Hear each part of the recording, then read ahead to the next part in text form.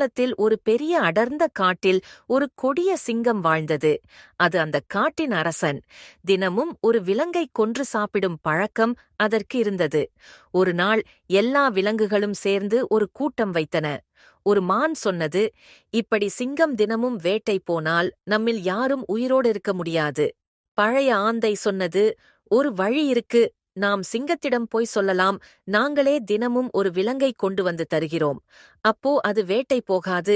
எல்லோரும் அனுமதித்தனர். அடுத்த நாள் விலங்குகள் சிங்கத்திடம் சென்று சொன்னன, அரசே, இனிமேல் நீ வேட்டை போக வேண்டாம். நாங்களே தினமும் உங்களுக்கு ஒரு விலங்கை கொண்டு வந்து தருகிறோம். சரி, ஆனால் ஒரு நாள் கூட சாப்பாடு தாமதமா வரக்கூடாது. அந்த நாளிலிருந்து ஒவ்வொரு நாளும் ஒரு விலங்கு சிங்கத்துக்குச் சென்றது. ஒரு நாள் சாப்பாட்டாக ஒரு சிறிய முயல் தேர்ந்தெடுக்கப்பட்டது. எல்லோரும் பயந்தனர். கவலைப்படாதீங்க, நம்மை காப்பாற்ற ஒரு யோசனை இருக்கு என்று முயல் சொன்னது. முயல் மெதுவாகச் சென்றது. சிங்கம் பல மணி நேரம் காத்திருந்தது. அது கோபத்தில் கர்ஜித்தது. அடே, இத்தனை நேரம் எடுத்துக்கொண்டு வந்ததேன்? அரசே, வழியில ஒரு பெரிய சிங்கம் என்ன நிறுத்திச்சு. அது சொன்னது, இந்த காடு இப்போ எனது என்று. என்னடா சொல்றே? யாரா அந்த சிங்கம்? காட்டு.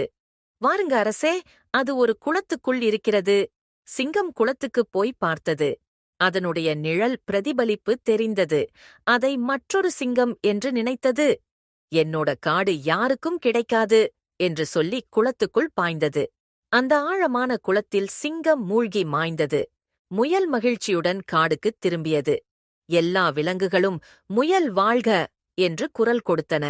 அந்த நாளிலிருந்து அந்த காடு அமைதியாக இருந்தது.